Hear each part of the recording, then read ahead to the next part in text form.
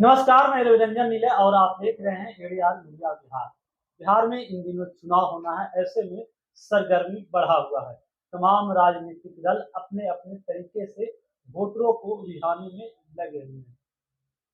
कांग्रेस कभी बिहार में सत्ता का केंद्र हुआ करता था और आज राष्ट्रीय जनता दल के साथ पिछला सीट पर बैठने के लिए तैयार है। क्या यह बात सही है?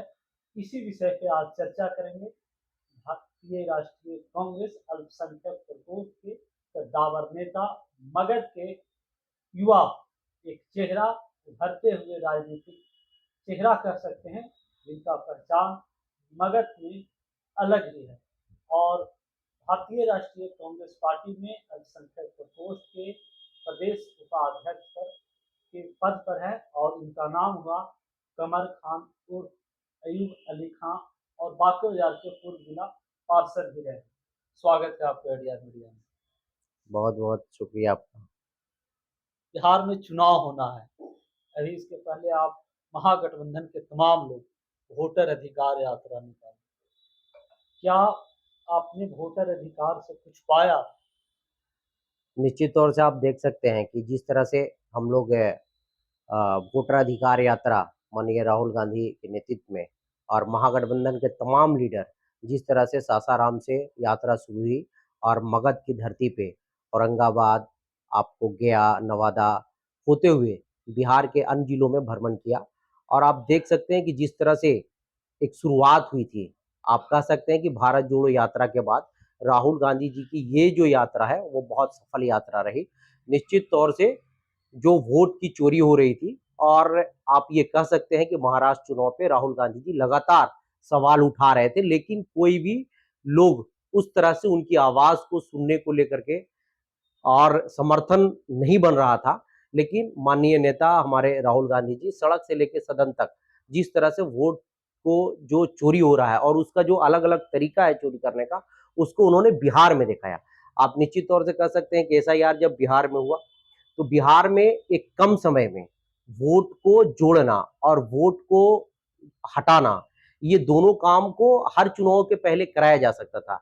लेकिन एक बड़े पैमाने पर आपने डॉक्यूमेंट जो मांग किया और उस डॉक्यूमेंट को हम निश्चित तौर से कह सकते हैं कि वैसा डॉक्यूमेंट जो डॉक्यूमेंट अन्य सरकारी विभाग में आपको जरूरत नहीं पड़ती है।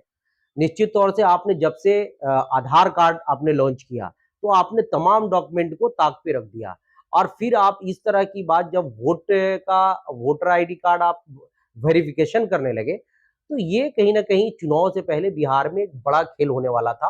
और ये कहीं ना कहीं चुनाव आयोग से मिली भगत से लेकर के जो आज बैठी हुई सरकार है, केंद्र में सरकार और माननीय नीतीश कुमार, ये मिलजुल करके कहीं ना कहीं एक चुनाव आयोग के सहारे से फिर से वो 2025 चुनाव की सरकार में आकर के बैठना चाह रहे थे।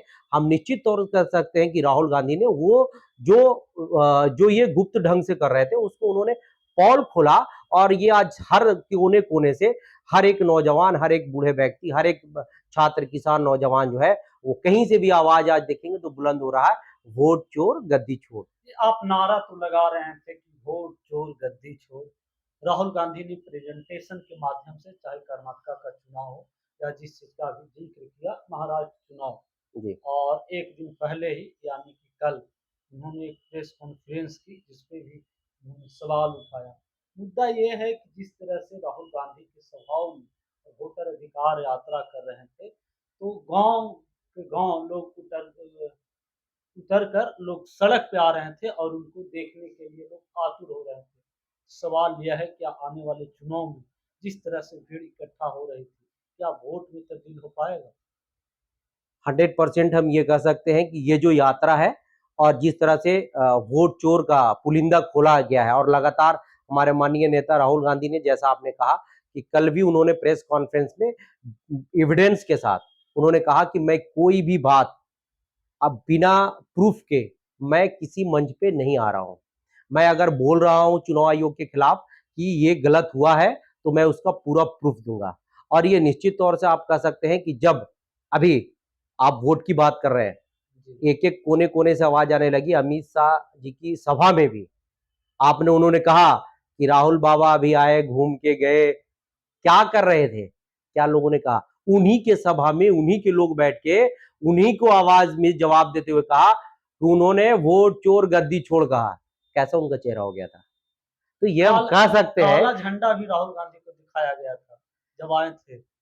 देखिए, जब अमित शाह जी की सभा में ये बात बोला गया कि राहुल बाबा अगर आए थे तो उन्होंने कहा कि वोट चोर गद्दी छोड़ का नारा, तब अमित शाह जी का चेहरा बदल गया था।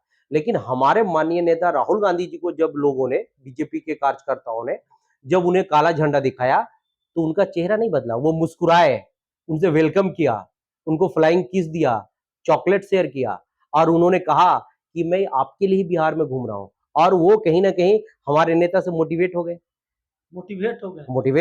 उन्होंने देखा कि वो सारे लोगों ने विरोध जो कर रहे थे उनको कोई बहुत दलबल की जरूरत नहीं पड़ी उनको हटाने के लिए, नॉर्मली वो हट गए। तो हम ये निश्चित तौर से कह सकते हैं कि हमारे नेता, मोहब्बत की दुकान बिहार में चलेगी और बहुत अच्छे तरह से 2025 का जो मतदाता है वो हर तरह से ये समझ रहा है कि पिछले 20 साल से बिहार में जो सरकार चल रही है वो कहीं ना कहीं बीजेपी अपने तौर से चलाना चाह रही है, वो नहीं होने देगी इस बार। चलिए, अपने तौर से नहीं चलाने देगी। सितंबर का माह है और 10 से 15 दिन समय बचा है जब कह सकते हैं कि चुनाव आयोग आचार संहिता लागू कर सकता है। ऐसे में एक सवाल और है, क्या महागठबंधन में सब कुछ सही है? क्या वोटों की टिकटों की जो बंटवारा होना है वह हो चुका है या अभी भी दांव पे फंसा हुआ है? नहीं, इसमें जो आला कमान है और हमारे नेता हमारे प्रदेश अध्यक्ष श्री राजेश राम जी और हमारे विधायक दल के नेता शकील अहमद खान साहब, लगातार हमारे प्रभारी कृष्ण अलवारू जी, ये आला कमान के साथ है और एक बड़ी पहल हो रही है। महागठबंधन के जो भी और जो हमारे सहयोगी है सभी लोग पॉजिटिव है और हम कहीं ना कहीं जिस तरह से हमारी कांग्रेस की एक भूमिका रही है, हमारे जितने लीडर है उनको कहीं ना कहीं चुनाव लड़ाना है। तो हमारा जो एक मांग है, जो हमारी जो सीट थी उसमें बदलाव की भी बात हुई है, वो भी होगा और जो सीट शेयरिंग का मामला है उसमें भी हमारा बेहतर पॉजिटिव है। कहीं से कोई अभी तक किसी तरह की बात नहीं आई। आप खुले मन से भी हमारे कितने नेता, सीटों पेपर में आ रहा है कि 70 सीट पे 76 सीट पे आप लोग अड़े हुए हैं?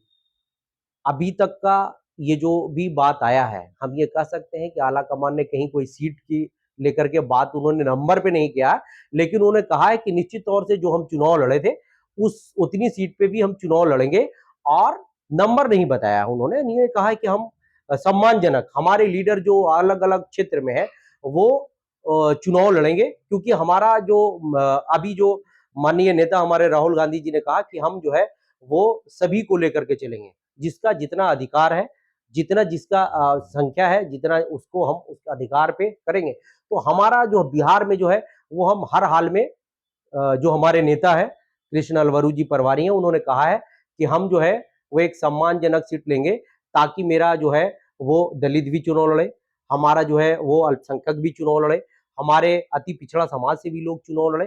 तो ये जो गुलदस्ता बनाने की बात उन्होंने कहा है और कहीं ना कहीं हर एक जिला में और हर एक लोकसभा में जो प्रेजेंटेशन हमारी होनी चाहिए उस हिसाब से हम गया बेहतर जिला में कितने सीटों पे जा रही है?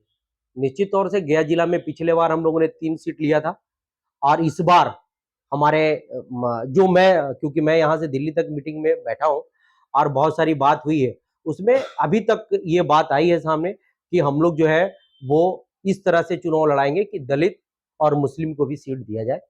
तो हम ये कह सकते हैं कि सीट का बदलाव भी हो सकता है, सीट घटने वाली तो बात नहीं है, बढ़ने वाली बात नहीं है तो घटने वाली बात, 3 से 4 हो जाएगा, 3 से 2 नहीं होगा। ये इसीलिए नहीं हुआ कि मगध का, अल्पसंख्यकों का टिकट भी मिलना है। देखिए मगध का सबसे बड़ा जिला है गया और अल्पसंख्यक विभाग का मैं मगध का यहाँ प्रभारी भी हूँ। मगध के प्रभारी होने के नाते हम सारे जिला में हर विधानसभा में जा रहे हैं।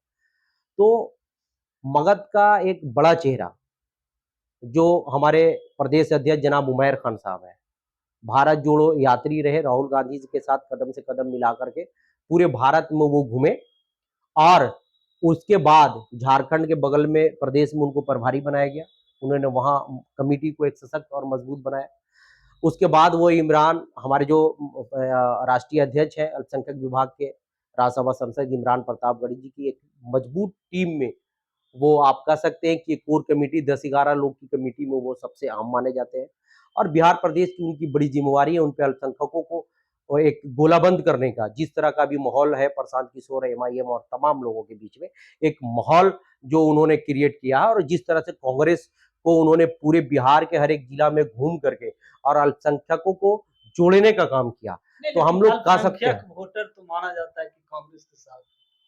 नहीं, कांग्रेस के साथ है और जो नहीं थे उनको भी हम लोगों ने लाने की पूरी कोशिश किया है और बीच में जो दिग्भ्रमित हो रहे थे, हम कह सकते हैं कि पिछले 1 साल से हमारे नेता जनाब उमैर खान साहब, प्रदेश अल्पसंख्यक विभाग के जो अध्यक्ष हैं, उन्होंने लगातार मेहनत किया है और हम लोगों ने भी उनकी और पार्टी की भी ये ख्वाहिश है कि वो मगध के गया जिला के किसी विधानसभा से उनको चुनाव लड़ाएगी। हम इस शेरघाटी विधानसभा में बैठे हैं। शेरघाटी विधानसभा में पिछले बार वो चुनाव लड़े भी थे।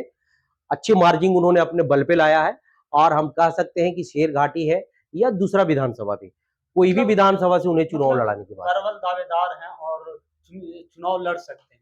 100%। दूसरी बात एक और कि सीडब्ल्यूसी आज़ादी के बाद पहली बार ऐसा होगा कि बिहार में सीडब्ल्यूसी जो कि कांग्रेस पार्टी का एक केंद्र है, सब चीज़ उसी से तय होती है। तो आने वाले समय में या कि 24 सितंबर को मीटिंग होने वाली है। कैसे देखते हैं? क्या इसका प्रतिफल कुछ पड़ेगा? ये महागठबंधन के लिए और कांग्रेस कार्यकर्ताओं के लिए एक बहुत बड़ी बात है। काफी दिनों के बाद सीडब्ल्यूसी पूरे हिंदुस्तान के हमारे जितने भी लीडर हैं, बड़े लीडर जो हमारे राष्ट्रीय अध्यक्ष के साथ जो लगातार एक जो कमेटी है सीडब्ल्यूसी की जो हर एक मुद्दे पे फैसला लेती है, वो कमेटी हमारी जो है वो पटना के सदाकत आश्रम में 24 तारीख को मीटिंग है। मैं भी उस मीटिंग में भागीदारी हमारी भी रहेगी।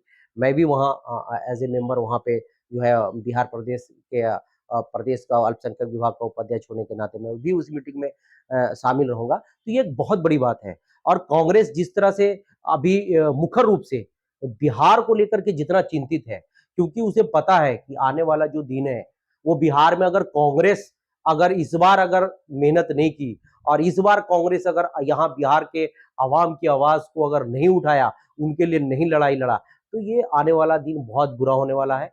इसलिए कांग्रेस अपनी तरफ से पूरी जान झोंक रही है ताकि बिहार में हम एक बेहतर सरकार बना सके, महागठबंधन की एक बेहतर सरकार दें और जो जितना भी जो क्योंकि हमारे माननीय नेता का ये कहना है कि जिसका जितना हिस्सा है, जितना आबादी है, उसकी भागीदारी के हिसाब से भी हम लगातार काम कर रहे हैं।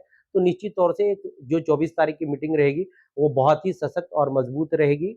बहुत सारे बात यहाँ पे निर्णय भी लिया जाएगा 2025 के चुनाव को तो लेकर। आप सुन रहे थे कमर खान साहब को जिन्होंने बताया कि सीडब्ल्यूसी मीटिंग होने वाली है और ऐसे में एक बहुत बड़ा मैसेज बिहार से मिलने वाला है और जान फूका जाएगा कांग्रेस पार्टी को लेकर जिसे कहा जाता है कि बिहार में स्टेयरिंग पर नहीं बल्कि बगल वाले सीट पर बैठने की आदत पड़ गई है। तो क्या सीडब्ल्यूसी के बाद स्टेयरिंग कांग्रेस के हाथों में होगी? यह तो भविष्य तय करेगा। आप देख रहे थे एडीआर मीडिया बिहार। धन्यवाद।